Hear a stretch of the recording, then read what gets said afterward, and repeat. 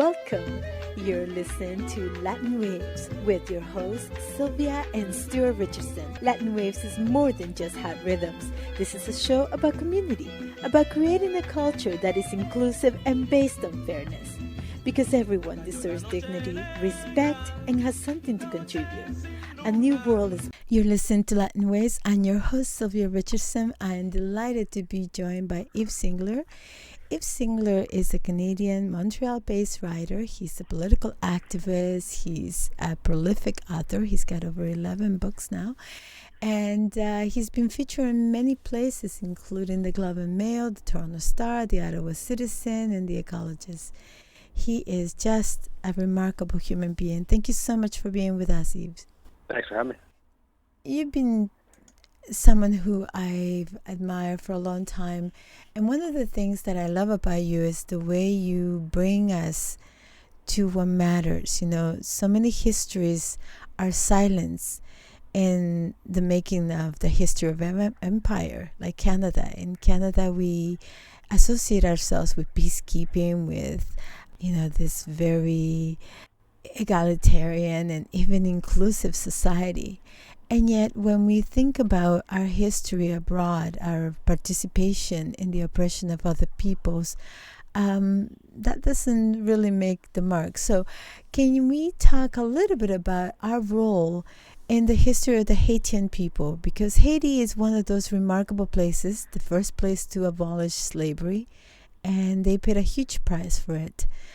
So in your recent article, you bring us back to this place and the importance of our role and what is being done in our name in other places and with Haiti specifically.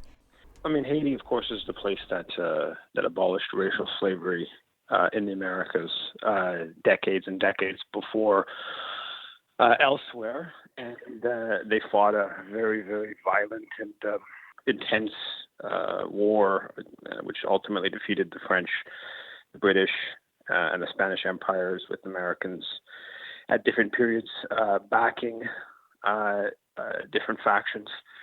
Canada helped the British. John Graves Simcoe, who was actually famous, and there's a Simcoe Day in Ontario, who was actually cited as having helped end slavery in Canada.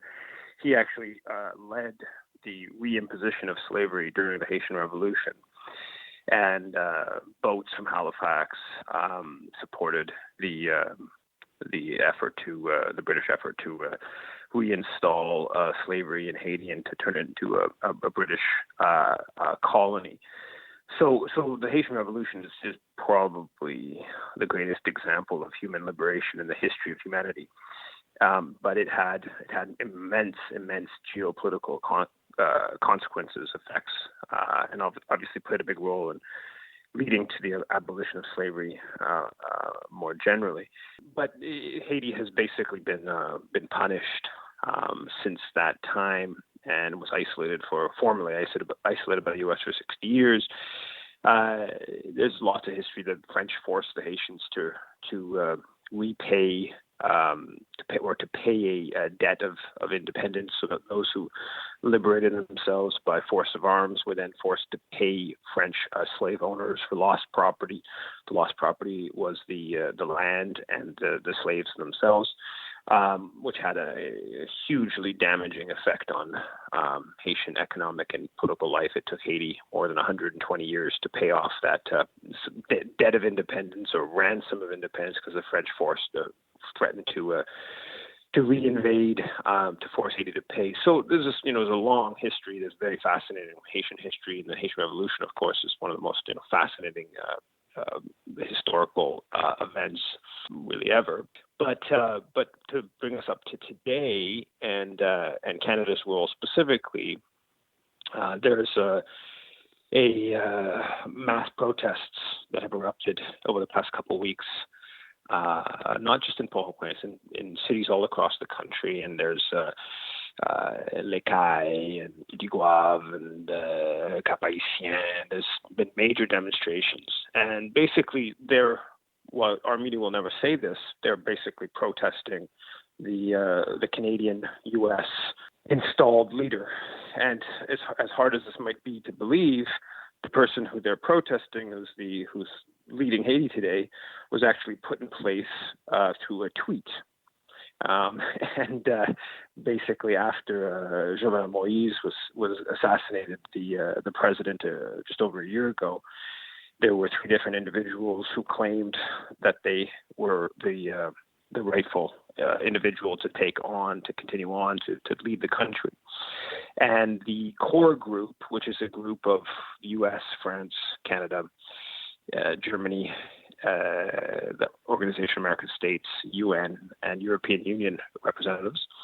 And it's been really the body that's had an incredible amount of influence, at some points, determinant level of influence within Haiti over the past decade, 2 decades really. And basically that core group, which is obviously U.S. is the main power, but Canada's the secondary power in Haiti, they decided that Ariel Henry was the rightful leader. There was no constitutional basis for this. He doesn't have any popular support. He's not somebody who's well liked. And they decided through a statement that was posted on Twitter that Ariel Henry was the rightful leader, and the other two main figures within the PHTK ruling political party fell into line with what the core group wanted. And since that time, since Henry has been in office, things were already a very difficult situation, have just deteriorated. And there's been major protests, and the Canadian government over the past couple of weeks has really led an effort to bring international interest and involvement in Haiti. And they do this under the guise of helping Haiti. But if you look at the recent history of the past 2 decades, and it goes back further than that, but the past 2 decades is very clear. Canada has consistently supported the most reactionary, elitist factions within Haiti, violent factions, drug running, corrupt political factions. And that's what they're doing. They're continuing to do today. So they're saying that we need to have foreign intervention because there's growth of gang violence and there's insecurity problems.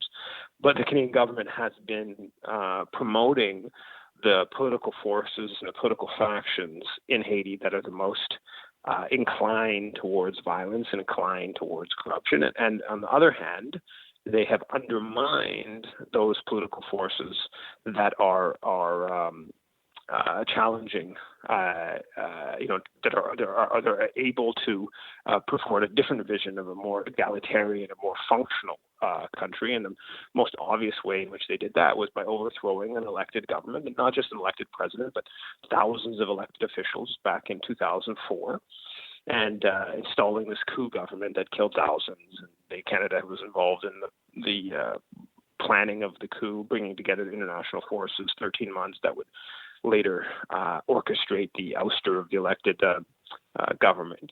And Canada has, throughout the last 20 years, has consistently, at a whole bunch of different moments, as I detail in the article, when there are popular forces that are trying to change the political reality of the country, to take it out of the hands of the 12 or 15 oligarchic families that basically control the economy, that dominate the politics. Whenever there's political movements that are mobilizing, that are going in that direction, the Canadian government consistently supports the status quo, consistently supports those who turn to violence to repress the protesters and the social movements, and we're seeing it right today. So on one hand, the Canadian government says it's trying to help Haiti out, and all this high-minded, where like Bob Ray, Canada's ambassador to UN, goes to Haiti, then he goes to the Dominican Republic, then he speaks with the head of the United Nations, Secretary General of the United Nations. All of this, he said, he's on Haiti. He goes to the Dominican to speak with Haiti.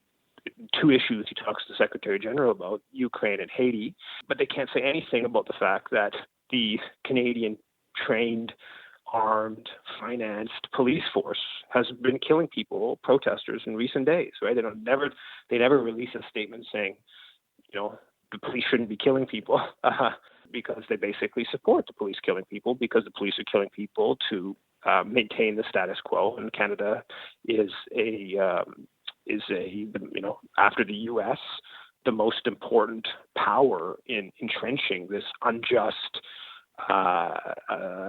status quo in Haiti, where a handful of families control the economy and the vast majority of people are completely impoverished. One of the things you said, and I really appreciate you reminding us of that, is of the odious debt. We always think about the third world. The third world, people say, there is no such thing as a third world. In many ways, that was created by these odious debts that people had to pay for liberating themselves from the genocide and then slavery that they were under. And in many ways, we still continue there, because the Monroe Doctrine, which came to say that Latin America was the U.S. backyard, and so they get to exploit and do whatever they want. And so, in many ways, remembering, why people struggle is part of our path to reconciliation. If we're ever to create a world where workers can see each other as allies, not on opposite trenches. Can you talk a little bit about, we briefly went over the fact that there was a coup in 2004, the one that removed Aristide from power and elected president. And I want to talk a little bit about why that moment has been so significant, because when you have a country where the people no longer are able to rule themselves, whether you do it by NGOs or whether you do it by the presence of the United Nations, which is a military arm of the United States, can we talk about the significance of that infantilization at the political level of a society? Yeah, the coup in 2004. The significance was that you had the most popular politician in the history of Haiti as president. You had a political party, the Famille Lavalas party of Aristide, that had won 80% of some 7,000 elected positions across the country, municipal mayors, Congress, everything. And you had the really modest political platform of change, of the historically excluded having a bit more say over political life. And so the coup wasn't really just designed, and the coup, it culminated on February 29th, 2004 with the elected president ousted. But basically throughout the whole time of the government, they were doing everything they could to sabotage. There was this economic destabilization that the Canada and the U.S. were doing by cutting off loans that had already been agreed to by the Inter-American Development Bank. There was a military component to it where former military, basically mercenaries, were coming in from the Dominican Republic and killing Famille Lavalas people. They killed a whole bunch of people close to the border with the Dominican elected officials. They actually even took in 2001, in late 2001, they actually took the presidential palace for a short period of time in this coup effort. So the whole time there was a sort of destabilization on that front. Then you have like Jean Chrétien, Canada's prime minister at the time, demonizing Aristide at the Summit of the Americas. So there's this sort of international demonization campaign. Basically, they're doing everything they can to avoid the government that's overwhelmingly popular, overwhelmingly elected, from being able to pursue modest reforms that would take away a bit of the power of the oligarchic families who are mostly light-skinned in this country that's entirely or 99% black, that are completely integrated with foreign powers and foreign corporations. So, for instance, the head of the opposition, Sweatshop owner André Aped, was the main subcontractor for Gildan Activewear, which is a Montreal-based apparel, sweatshop company, and they weren't happy when the Aristide government doubled the minimum wage.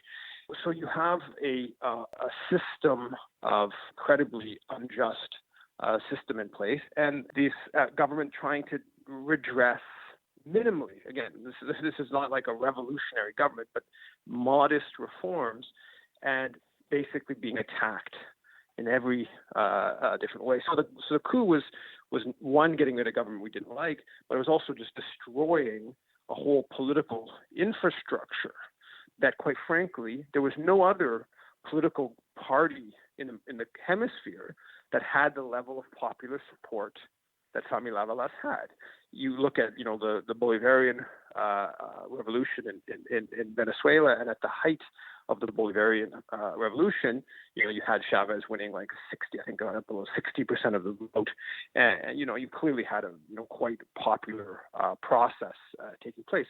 But in Haiti, the Aristide's popularity, far surpassed that, and the opposition boycotted the presidential election because they knew they were going to lose. We don't know exactly how popular he was, but it's probably into the 75%, 80% kind of range of what he would have won in a fully open and fair election. So the point was to crush this political party / movement of the poor, and it was to re-entrench the oligarchic class, and also foreign domination. And that's where you bring in the UN. It was a foreign force that overthrew the government, and then it was a UN occupation force for 17 years. And that UN occupation force had incredible impact on Haitian political life, and like right up until today, when we have a situation where a leader is essentially being imposed by a group of foreign representatives putting out a tweet. I mean, that's a sign of how foreign dominated the country is, and that's the result of the 2004 coup, the UN occupation. Obviously, there's some other factors. Things like the earthquakes have further weakened Haitian capacity and independence, and quite frankly, incredibly, and just sort of to describe how morally corrupt they are. If you look at what the Canadian government's reaction to the terrible earthquake of 2010 was, precisely to be fearful that to send armed troops to block the possibility that Aristide, who was then in exile in South Africa, that he would return to the country, but also was to take advantage of the weakness. Right, to when the earthquake further weakened Haitian capacities and sovereignty, and the Canadian U.S. government played their advantage. So when tens and even hundreds of thousands were dead, and just complete destruction in Port-au-Prince, they the powers that run the Canadian U.S. government use this tragedy to strengthen their hand in the country. So, I mean, the consequences of these interventions are not small, and the country goes from one intervention to the next, and one foreign destabilization to the next, and you're going to continue having a situation of incredible immiseration with that context. When I think about the abolition of slavery in Canada and the U.S., I fear that it simply has taken a different form, and you listen to things like Forban, where they have the sugar plantations, and right after they wrote the abolition to slavery, they also put in a code that said, oh, but no person should be enslaved, and unless it is to punish them, right? And of course, the black codes came right after, and it meant all the ways that black people could be punished for misbehavior.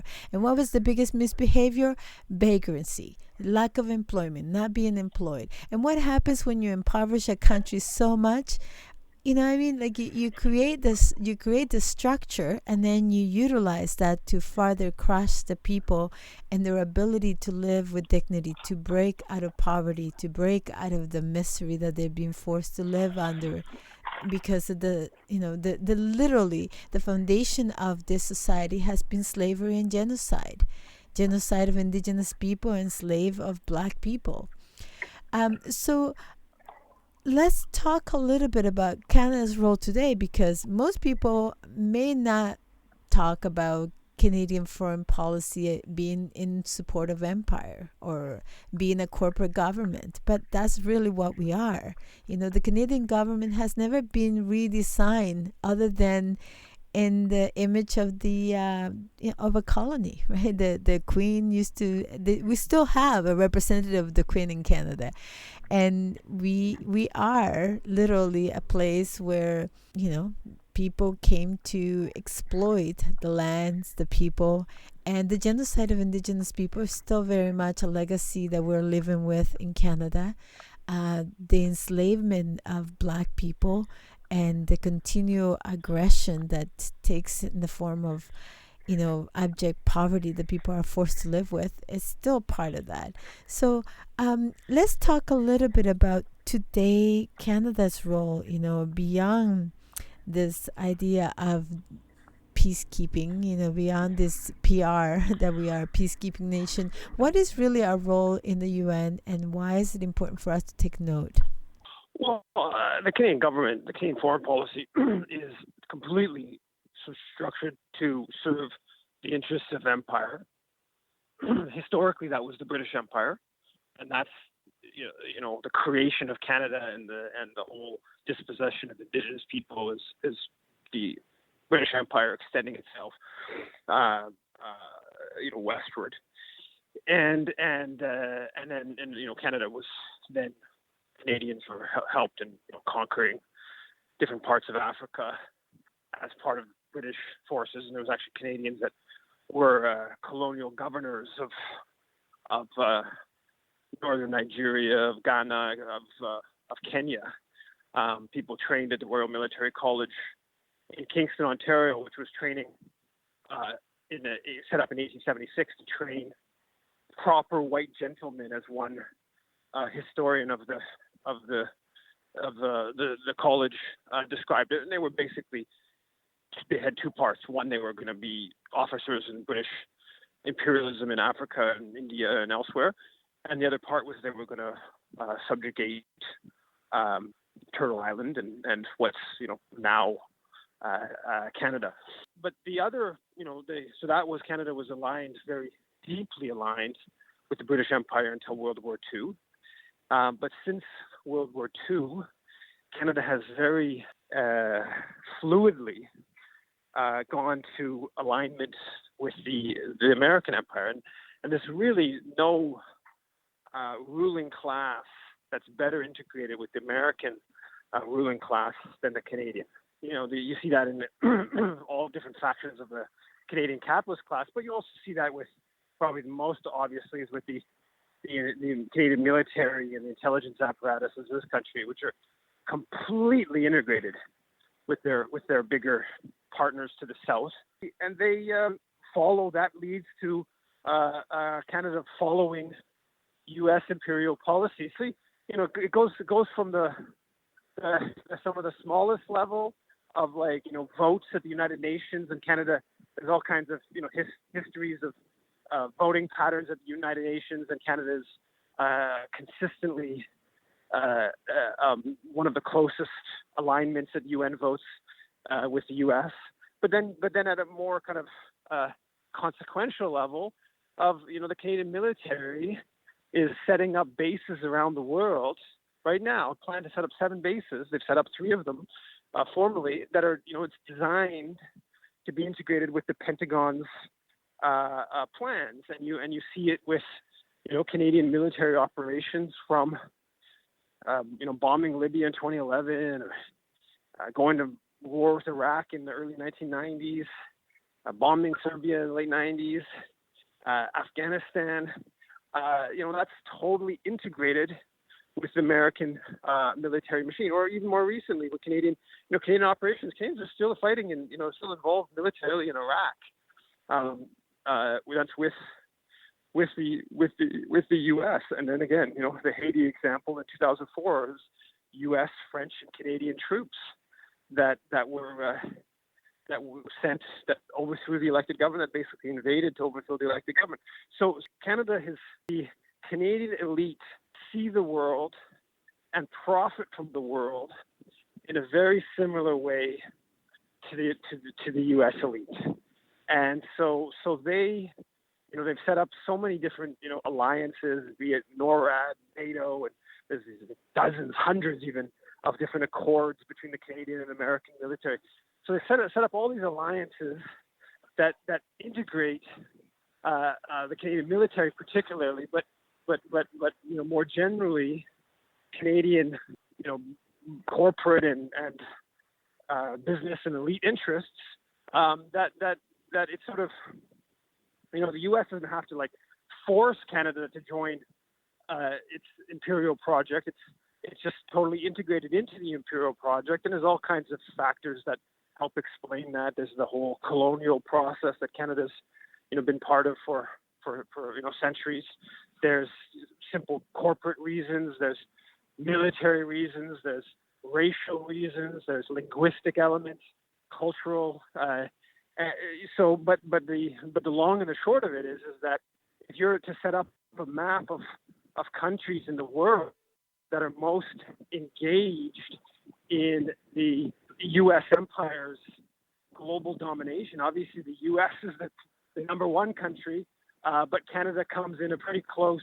Is it Britain number two? Is it Canada number two? Is it Canada's right at the center of that imperial global domination? Which we should say that I think there's a study that came out. The Americans have invaded pretty much there's 3 countries in the world that the U.S. hasn't either invaded or had some sort of major military engagement with that country. This is a study that came out about this, and I think it's since the early 90s. I think it's 100 different military, international military operations. I think that was what that came out in this study that the Americans have engaged in. It's just an incredible list of militarism, and Canada's not quite as militaristic, but it's right close by with the U.S. as it's engaging in its global empire project. In many ways, the first way to arrest that wave of violence that is being unleashed in our name is to be informed, to become aware. And one way to do it is to read one of your books. Your latest book was Stand on Guard. For whom, right?